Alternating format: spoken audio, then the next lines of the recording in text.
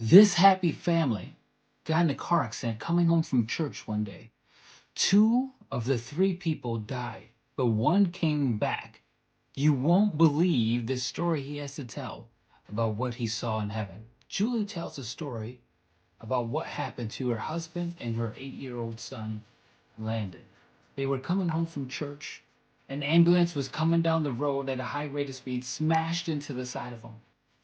Her husband's dead. Landon was pronounced dead in the back seat at the scene of the accident. But what Landon tells us will blow your mind. Landon said that when he got to heaven, he saw Jesus. Jesus told him, "It is not your time, you have to go back." When Landon was looking around, not only did he see Jesus, he saw his father there too. And there was such an overwhelming peace. Not only that, Landon saw two siblings that he didn't know he had, which were from his mother's miscarriages. This brought his mom so much joy, knowing that her babies were in heaven. Jesus told Landon, "You've got to go back. I want you to tell people about what you've seen here and be a model Christian for other people to follow."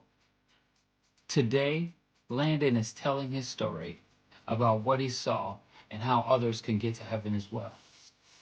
If you like this content, please subscribe, watch the video that's